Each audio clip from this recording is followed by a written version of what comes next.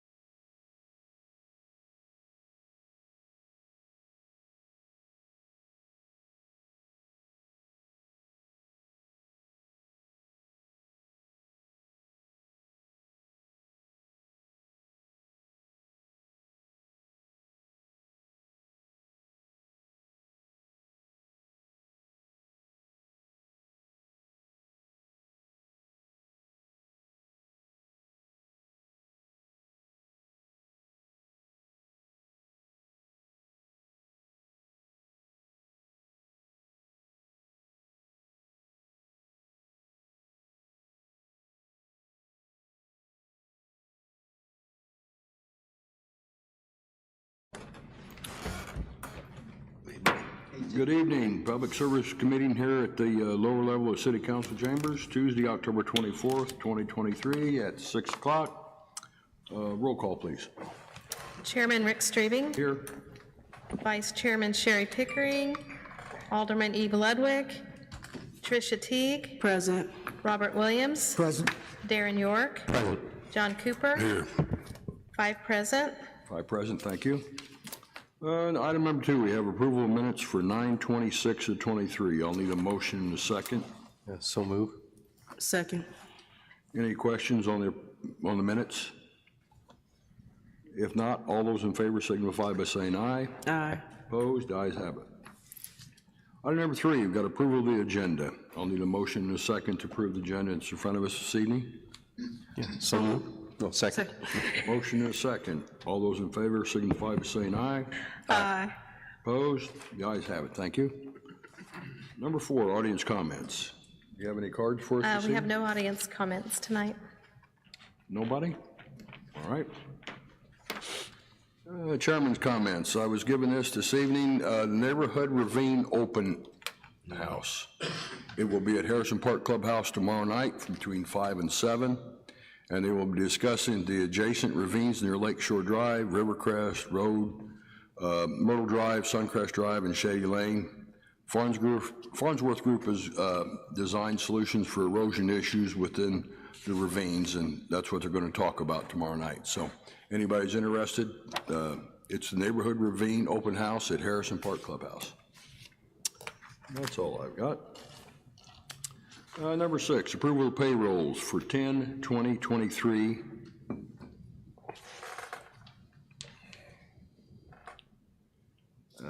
Let's see, I'll need a motion and a second to approve the payrolls.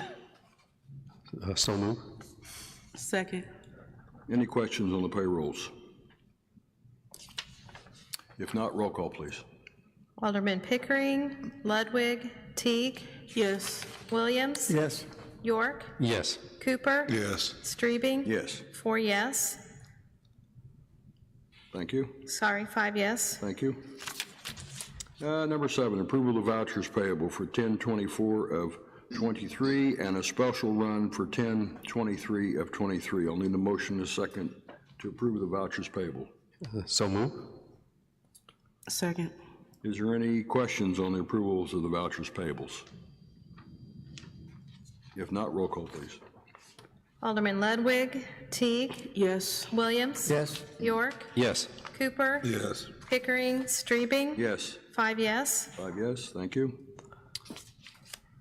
Puts us to item number 8, City Clerk's report. Lisa's not with us this evening, but we have 8A. We have an ordinance enacting and adopting the supplemental S60 to the Code of Ordinances.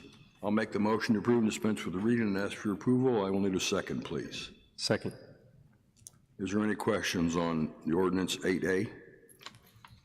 Yes. Go ahead.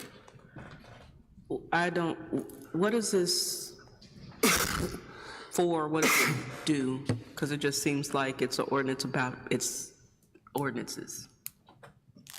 They keep, they compile them in a book and they keep them on file. So this is for the compilation of the book? Yes, copy. Okay. Of the book, yes. Is there any other questions on this? And we do it every year, so. If not, roll call, please.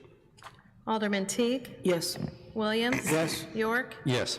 Cooper. Yes. Pickering. Ludwig. Strabing. Yes. 5 yes. 5 yes, thank you. Items of information from the City Clerk's office. Do you have anything? We do. We've handled 19 FOIA requests in the month of October, 16 miscellaneous license permits. We're working on updating our permit applications. Right now, we're going to be switching to CitizenServe. We have our first meeting with them next week. This is the same software that Public Works Licensing and Legal Department has been using, so we're the last department to switch over. The archiving of the ordinances are up to date, and we started on City Council meeting minute archiving. And the supplement we just voted on is now on the website. And we are continuing to work on the record retention. and scheduling the shredding company to come in. And that is all I have. Have any questions for that office? All right. Thank you very much, dear. Welcome. Puts us to item number 9, finance. Ashley Macy's Comptroller. Items of information, we got 3 of them: risk management, personnel monthly report, and 2024 insurance renewal. So, Ashley? Thank you. Good evening. I would like to start with handing this over to our very capable human resources and risk manager, Kathy Corson, to discuss if you have any questions on the monthly risk management report, and she's going to give a brief synopsis of where we're at with our open enrollment. So. Good evening. The report should be in your packet for my report for the month of September. As you could probably tell, September was not a good month for liability claims. We actually had 16 in all that occurred. One incident actually generated 6 different types of claims, so that one was not a that one was a pretty significant claim that came through, an accident. But otherwise, the ones that we did get some good news. We've already received payment for a couple of the claims that we've already submitted for reimbursement. But one significant claim was a vehicle struck the traffic light at the Bowman and Voorhees intersection. Come to find out, we were able to track that trucking company down. It was a semi that had gone through, and we were able to actually track them down, and they are now aware that their driver actually struck that light, and so we are working with them to have their insurance then cover the expenses for that, because that will be a pretty expensive repair, because we do have to move the light. So it's not just a matter of just putting a new one up, unfortunately. So any questions about the report? If not, we are in the midst of beginning the open enrollment renewals. We do have several of them in. One that we are still waiting on is the group health insurance from Blue Cross Blue Shield. That one, we're still working with the brokers and the insurance on getting the final numbers for that one. But we do have several of the other things that would normally come up at the same time as well. The first one is our dental insurance with Principal. It did have a slight increase for next year's rates. I believe it was around 6%, or I'm starting to have too many numbers that go through my head. Yeah, 6.5% was the increase for our dental insurance. So the other one, Principal also handles our group life policy that we have on all of our active employees. The city carries a $10,000 policy for them. But then the employees are also able to purchase additional voluntary life through Principal as well. The group term life did have a small increase to it for the rate that the city pays, but the voluntary life, the rates have remained the same. And those rates are based on the person's age and at the time of purchasing the policy. And of course, every time they have one of those significant birthdays, so then their premium will increase. But vision, we did not have any increase with our vision insurance with VSP.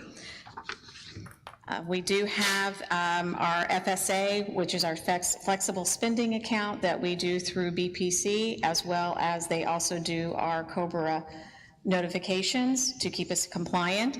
And so that we're just basically renewing the contract that we have with them for providing that as well. We are looking to change, though, the maximum election for our FSA up to the government maximum in 2024 of $3,200. For the incentive, we are offering that again. The insurance incentive is basically to try to ensure that if a employee's spouse has insurance through their own employer, that they remain on their insurance. By doing that, not only does it reduce our monthly premiums, but it also reduces the utilization that we have. About 7 years ago, we ended up with $6 million in claims that were billed to our insurance. 3 million of that were just spouses' medical bills. The other 3 were all of the employees and all of their children. So that is when we started to implement this incentive program to ensure that if their spouse has a employer insurance, that they actually continue to utilize that one versus coming onto ours and where their utilization goes against us. Because unfortunately, utilization is one of the driving factors for premiums per year. So we still have the amount of $2,000 if it's a spouse, and then $2,500 if she also takes the children onto her employer plan. It does have to be an employer plan. It cannot be a state-funded plan or an open market plan. And that is one of the things that I do verify when they submit their paperwork. And then, of course, Blue Cross Blue Shield would be in here. As soon as we get the numbers, that will be going hopefully to council on the 7th as well with everything else. The other insurance that we have is our Advantage plan that we do offer to our retirees who are Medicare eligible. With this particular plan, it is through Health Alliance. It is somewhat of a government-funded type of plan, and it does have a greater reduced premium versus our Blue Cross Blue Shield. So this is just something we help with our retirees to kind of, because they do pay 100% of the cost of their own health insurance premiums, and it gives them an option where it's a lower premium per month for them, but provides them with a good health insurance benefit. And then the last one that we have is our work comp and liability insurance through Lohman Ray and the company called ICRMT. And with this is who we've been with since 2017. This year, even though we've had some very significant claims, and in fact, this year we had 2 large storm claims that came through, but we also, because of that, even with that, I should say, they only had a 9.1% increase for next year's premiums for us. So we are looking to stay with them again, and then that would be the premium increase. So all of the paperwork, or the resolutions and the backup supporting documentation was in the items of information that was included. But if you have questions about anything, I'd be glad to answer that. Like Kathy stated, all this is going to go right straight to the city council next week, because they're still working on it, so. Thank you, Kathy. Thank you. Okay, what's the discussion on this 9A3? It says not on the website, for discussion only. A resolution authorizing an agreement for voluntary dental with principal. Oh, that's the dental insurance. I'm not sure. Those documents were not in your original packet that went on the website and was in your original email. They were added after Friday. So that's why they're in your packet to look at tonight on your screen. What needs to be discussed about it? It's just information that this is what the renewals came in at, and that's what we'll, yeah. Unfortunately, we didn't get them in time to be able to get them on the agenda for next week, to be able to do a vote on them this week. This is just what you just went over then. Correct, okay, yeah. Good enough. Yeah, to meet our open enrollment timeline, to open it up for employees so they can sign up, so we have it secured by the end of the year. Unfortunately, we're going to have to take it straight to council on the 7th, so. Anybody have any questions for Ms. Corson? Thank you. Thank you. You have anything? Nope. Have any questions for Ms. Macy? All right, thank you. Puts us to item number 10, ordinance amending Danville City Code subsection 111.06E, ambulance staffing requirements. I'll make the motion to approve and dispense with the reading and ask for your approval. I will need a second, please. Second. Any questions on 10A ordinance amending Danville City Code? My only question is, what's the reason behind the change? Yeah, so one of the things it'll do is it keeps, so both, we have 2 agencies in town that run private ambulance services for us. They're both currently required to keep 2 ALS units each in this town. One thing that's happened over the last few years is to become a paramedics, it used to be a 6-8 week course, now it's a 2-year course. So something that's happened to the agencies is people that go do that can get that a nursing degree in the same time, so there's less people coming out as paramedics. What this will do for us is allow them to back up those 2 ALS units with BLS units. That way we're not dropping as many calls as we are month to month. And at the same time, it's the stub toe versus the heart attack. So when they only have ALS units, so if they go to a stub toe and then they're out of service treating that patient, now there's no unit available. It has to come from a surrounding agency. So we hope that this will give them that BLS unit to where it can handle the stub toe, and then the ALS is still there for the person having the heart attack and things like that. So just giving them a little more flexibility in their hiring, at the same time being able to put more ambulances on our street for citizens here. Currently, like when a call's dropped, they have to wait for a Bismarck, and those are mostly volunteer, and that just takes time. So we're trying to reduce the time to get help. Alderman? I assume you're with the ambulance, aren't you? You have any issues with any of this? Okay. Chief's been great to work with. Okay. Any other questions on this ordinance? If not, roll call, please. Alderman Williams. Yes. York. Yes. Cooper. Yes. Pickering, Ludwig, Teague. Yes. Strebing. Yes. 5 yes. 5 yes, thank you. Puts us 10B, we have a resolution authorizing the sale and disposal of portable radio system. I'll make the motion to approve and dispense with the reading and ask for your approval. I will need a second. Second. Any questions on 10B's resolution? Not, roll call, please. Alderman York. Yes. Cooper. Yes. Pickering, Ludwig, Teague. Yes. Williams. Yes. Strebing. Yes. 5 yes. Yes, thank you. 10C, we have a resolution authorizing the sale of a 1999 Pierce Dash fire apparatus 75-foot ladder truck. I'll make the motion to approve, dispense with the reading, and ask for your approval. I'll need a second, please. Second. Is there any questions on 10C's resolution? If not, roll call, please. Alderman Cooper. Yes. Pickering, Ludwig, Teague. Yes. Williams. Yes. York. Yes. Strebing. Yes. 5 yes. Yes, thank you. Puts us 10D, we have a resolution authorizing participation in State of Illinois Federal Surplus Property Program. I will make the motion to approve and dispense with the reading and ask for your approval. I will need a second, please. Second. Is there any questions on 10D's resolution? Yeah, what are we doing here, Aaron? So the resolution basically just gives us permission to apply, to be on the website, to look at the items that are available. So basically, occasionally the government either buys too much stuff or they need to offload equipment. We can either get that equipment at free cost or minimal cost for shipping and things like that. What the resolution you're passing essentially just gives us the right to look at that stuff and then figure out what we might need. We would still come to you if we were going to take on a vehicle or something like that to ask for specific permissions. The resolution is just required to make the application to be an eligible agency to look at the site. Some of the equipment they have, lighting, hazardous materials, office equipment, supplies, furniture, all the things we use in the firehouses, tools and vehicles, trailers, things like that. So it's just a wide range. We'd only use it when we need an item that we're trying to get anyway and we want to procure. Any other questions on 10D? If not, roll call, please. Alderman Pickering, Ludwig, Teague. Yes. Williams. Yes. York. Yes. Cooper. Yes. Strebing. Yes. 5 yes. 5 yes, thank you. Puts us 10E, a resolution authorizing participation in Vermillion County Works. I'll make the motion to approve and dispense with the reading and ask for your approval. I will need a second, please. Second. Is there any questions on 10E?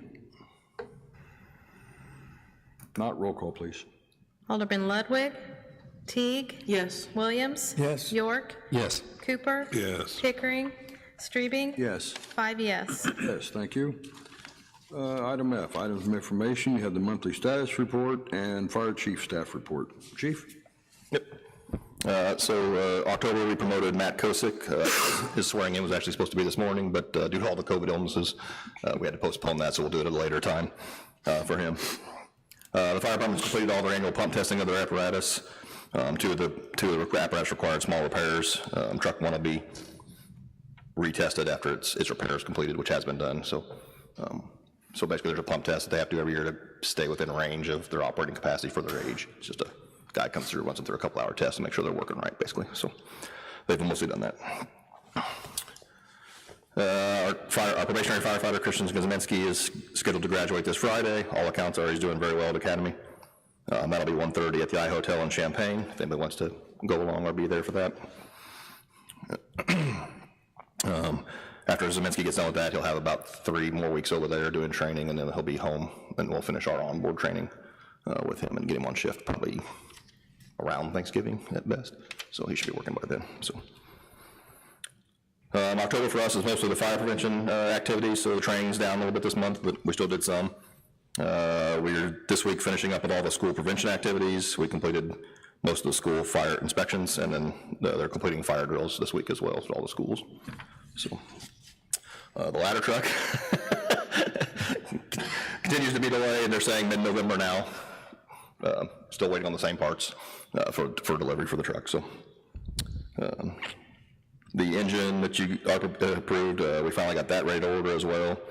What essentially happened was when you guys approved the engine purchase was we got a notification from them, so did all manufacturers, that Cummins was no longer going to make the engine that we had spec'd out for that truck.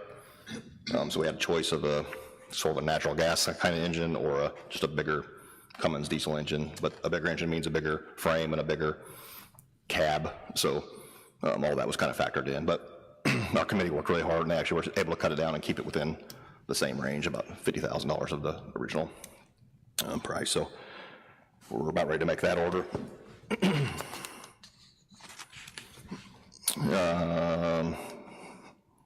Working on our 2024 grant for the OSFM for a gear grant, just to replace the people that we've been bringing on, just to get a grant for that as well, to pay for that clothing and gear.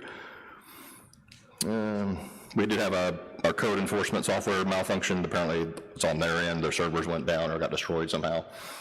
So we were about 3 weeks without that software, which kind of slowed down inspections for the month and our ability to submit those inspections when we did do them and things. It's up going now, so we're still waiting to hear back from them about sort of like how they'll remedy that. That process won't happen, but Captain Allison's completing fire investigator certification this week, so we'll have another team member for that. That'll bring us to 10 on that team. This week we had 6 of the guys who had been going through confined space training complete that series of classes, so now we have 6 new people on our confined space and technical rescue team, which is hanging from water towers, trenches, different technical skills in firefighting, so that was good. Fires were at 45 structure fires for the year, just slightly below average, which is a good thing. Calls on the same pace as last year, probably just slightly higher still this year for calls overall. If we keep on average, we'll land up somewhere just slightly over 4,300, 4,400 for the year. So staffing is sitting at nearly full. And then just a kind of a safety reminder for this month, leaf burning season's here, so make sure you're aware of the ordinance. Watch windy days, things like that. And of course, smoke detector check as the time changes. So, and that, any questions you guys have? Is there any questions for the chief? Thank you very much, Chief. This is number 11, Human Relations, Sandra Finch, Administrator, items of information, and her monthly status report. Ms. Finch? All right, good evening, everyone. Everybody kind of put a smile on their face tonight. Everybody's looking kind of like a doom and gloom around here. Afraid we're gonna get sick. What'd you say? What'd you say? We're afraid we're gonna get sick. Yeah. Oh, Or okay. some of us already were. Okay. For the period of September 19th through October 16th, the office handled 13 complaints, which consisted of 1 police complaint for new complaints, 2 complaints against other city employees, 1 housing complaint. And for the cases that remain open, there were 3 police complaints, 4 employment complaints, and 1 public accommodation complaint. Do you have any questions regarding the complaints? Any questions for Ms. Finch? Okay, I just want to say that the MLK Scholarship application has gone out to the various schools, high schools in Danville, and the churches and organizations. And the deadline for submitting the application is December 8th, Friday, December 8th. And I also want to remind you about the local small business owners save the date for the DBE workshop, and that's going to be held on November 16th. That's a Thursday down here at City Hall. We're going to have a light dinner from 5 to 5:30, and the workshop will start at 5:30 and end at 7 o'clock. And I'm happy to say the registration is going really good. So How many do we have so far? around 13. Wow. That is wild, yes. Okay. So if you're interested in attending, please let me know. Thank you. Any question for Ms. Finch? Oh, go do you have to be registered to attend? You know, that's a good question. We thought about that. Not really, no. We're hoping, hopefully we'll have enough seats for everyone, but no, not really. Okay. Thank you. Puts of number 12, informational technology. Agnell's not with us this evening, but we have 12A as resolution authorizing the budget amendment to fiscal year 2023-2024 information systems number 20 budget. I'll make the motion to approve and dispense with the reading and ask for your approval. I'll need a second, please. Second. Is there any questions on 12A's resolution? God, this is pretty healthy expense. What are we doing here? Ms. Macy, you want to help out here? Or I can ask that in city council and, I just read through the resolution, and it says that currently we have, which this is not my division, this is just me Yes. taking a step. Agnell's. We currently have a website through Granicus. We use another service called TextMyGov to text our citizens. I think IT, community relations, and then the clerk's office was looking for some various software gaps and maybe some improvements and functions that we already have, like our website and like our texting service. I think that the Civic Plus was identified as a good solution to those services, and so they're thinking about switching to Civic Plus, and a budget amendment's required for those first year onboarding costs to get that started. I think there's an analysis in there, if I saw that right, that said the annual renewal cost after we get past year one was only $1,000 and some change difference from what we have now. But in addition to the services we already have, there's also like a meeting minutes and agenda management software. So for $1,079.75, we get a whole additional feature on top of things we already have that can be improved.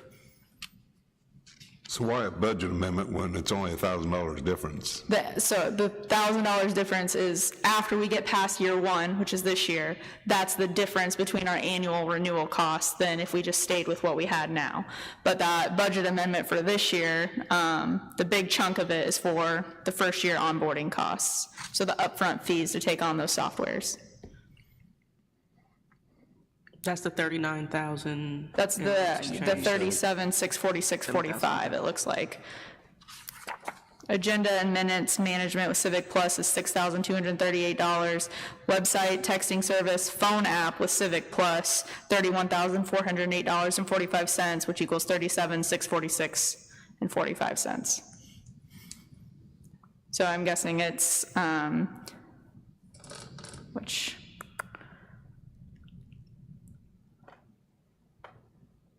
yeah, if you add that together, it should equal the budget amendment. Yeah, $37,646.45 is the first year fees for Civic Plus. I'll get with Agnell on it, but you're fine. Sorry. No, you're fine. Any other questions on 12A? If not, roll call, please. Alderman Teague, Yes. Williams. Yes. York. Yes. Cooper, Oh, yes tonight. Pickering, Ludwig, Strebing. Yes. 5 yes. Yes, thank you. Puts us to item number 12B and monthly status report. You've got all that in your packet. Is there any questions on monthly status report from Agnell? All right, thank you. All right, puts us number 13, legal. We have an ordinance authorizing the budget amendment fiscal year 2023-2024 legal division, number 17, general fund budget. I'll make the motion to approve and dispense with the reading and ask for your approval. I'll need a second, please. Second. Is there any questions on 13A ordinance? Well, yeah, I'm not a fan of budget amendment, never have been, but service of summons, we're increasing to 5,000. We serving a lot more than what we expected, I assume? That is my understanding, yes, just particularly with the hire of the 2 new inspectors that we have, which of course included the addition, an additional inspector. We're just generating more cases. There's more enforcement involved, which of course leads to more service of process. So I'm sure when we go through the budget, this is all going to be increasing, and that's what I figured. Okay. Unfortunately, the idea that getting through an entire fiscal year without any budget amendments is just almost unrealistic. I know. I've just never been a fan of them, but I agree. Is there any other questions on 13A's ordinance? If not, roll call, please. Alderman Williams. Yes. York. Yes. Cooper. Yes. Pickering, Ludwig, Teague. Yes. Strebing. Yes. 5 yes. 5 yes, thank you. Puts us 13B, items of information and the statistical report. So the first thing that you have in your packet, obviously, is the general memo cover that Mr. Simon generally includes with these, followed by the data regarding the activities of the legal department. I know you're all familiar with the format of this data. Of course, the first part simply relates to the month of September, whereas the end portion is then a compilation from January up through the end of September as well. So rather than try to obviously recite through all of these numbers, I would just ask if there are any questions, and I will try to answer them for you. Is there any questions on the statistical report? Not? I would just say that the warning system we have in place for, toters is looks like it's being effective if you look at those numbers.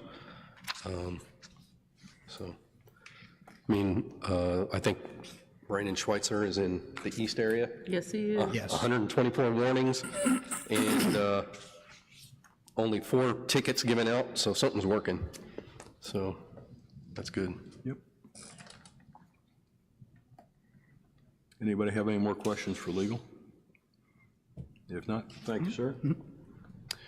What's item 14, Police Chris Yates, Police Chief. We have items of information, September 2023 offense data, 2023 year-to-date offense data, and radar sign data.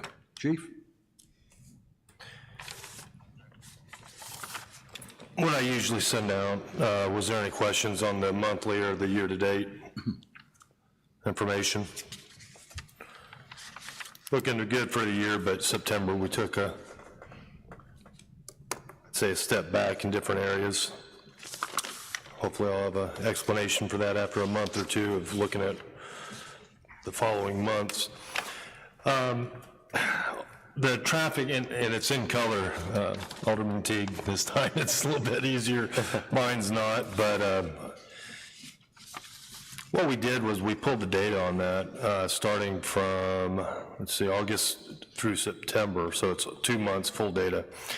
And we're seeing some interesting information there, and also what's nice about it, we're actually able to start compiling everything to where we can utilize that for resource allocation, patrol, as far as like traffic enforcement, where we need it. And some of the areas that, we thought was gonna be different than what it was, we're looking at 6%. So if you look at Jackson and Davidson as well as Jackson and Prospect, we're able to look at the average speed, looking at both of those measuring points. Average speed there's 33.4 miles per hour whenever it's a speed limit of 30. Now, we look at the cause of accidents, and in 2022, we had 772 traffic crash reports in the city of Danville. I think 1,100 and some overall in the county. So we see that, what are we seeing traffic crashes for? And like I've said before, if people could speed at whatever, or drive at whatever speed they needed to go from point A to point B without ever getting in a traffic crash, we wouldn't be too worried about speed, but that's not the case. We understand that the majority of traffic crashes are caused by either distracted driving or excessive speeding. So if you look at where we identify as speeding at risk, and you guys can all, put that to your own opinion as what's too fast, that's gonna create more risk at traffic crashes. Say if we just use the top 2, we're looking at, anywhere from as low as 0.5% at any location up to 6%. By looking at that stuff, we understand that, where we need to put more emphasis and direct more resources as far as traffic enforcement. Any questions on that? Also, we're in the process, we have 7 that are out now. and we're putting an additional 6 that we got through that grant. They're being installed today, and they should be completed by tomorrow, hopefully. IDOT was very quick about it, but we're also, now we're starting to put them in our areas, not just the schools, but the highest rate of traffic crashes and where we have the most injuries. So those will be up, and it'll be interesting to see what we get from that after a few months. As far as the department and the DCL grant that the $1 million grant, we had just getting ready to submit the utilization plan for the BEP, Business Enterprise Program. The targeted goal was 11%, and a lot of that $1 million hinges on that. The state, that's a goal. I don't know what the negative ramifications are if you don't meet that goal. However, after we did some figuring, Kayla Sanchez with Finance and Grants put it together, we're at a little over 15% is what we're meeting. So we're exceeding the BEP performance goal. And I went to the training center yesterday. We had a meeting, and things are moving along. We have the other stuff that's getting done over at the Friendly Town Youth Center. We just got the estimates and everything on that. So some things are coming out a little higher, other things are coming out a little bit lower, so we should be pretty good on that. Any questions on anything with the DCL? Okay. All 4 of the April graduates from PTI or the Academy are now on Solar Patrol. They all finished their 17 weeks in-house field training program. So far, so good. I haven't heard anything but positive comments on them. We have 3 that had graduated just after those guys. They're in field training now. I haven't heard anything negative, so that's good. Always when they're in training, I know that's a very stressful and difficult time for probationary officers at that point. And we have 4 currently in PTI, and we just completed another round of testing, so we should have a group to look at as potential candidates here early December. We should have that list ready to go for selection. And I believe that's all I have. Any questions? Thank you. Thank you, Chief. Puts us on number 15, closed session, which there's no need for this evening. 16 is review draft of the 2023 tax levy. I believe you have a copy of that in your packets. I think Ms. Rachel put that in there for you. I went over the levy request draft as it stands last week at City Council. I don't want to steal the Treasurer's Office thunder or anything, but they got all of the pension fund accounts, the actual pension checking accounts, reconciled through August of 2023 today. So they were able to send the general fund ledgers to our auditor, Clifton Larson Allen, the Illinois Department of Insurance, and Lauterbach and Alman today. So we should be able to get turnaround on those actuarial analyses and the state analyses and the state's funding recommendation here soon. So I can plug in hard numbers on the bottom of that levy request so we can see exactly what our minimum contribution and our recommended contribution are. So hopefully we have that soon. Are there any questions about the information that's there or information to come? Anybody? Okay, thank you. Items of information. Next week is the 5th, so we won't meet until the 7th of November here at City Hall. And I believe before that, we're having a reception for Bob Jones for his 85th year birthday and everything prior to our city council meeting. So anybody else have any items of information? Yes. Yeah, I just want to mention that the Danville High School football team are in the playoffs this Friday, and we'll be playing in Washington, Illinois, and they should be congratulated. Yes. Yeah. Anybody else? If not, we've done everything on the agenda. I'll need a motion to adjourn, and there's a motion and a second, please, to adjourn. So move. Second. All those in favor signify by saying aye. Aye. Opposed? The ayes have it. Thank you. Thank you, Alderman. I was going to bring that up, but I forgot. It's all right.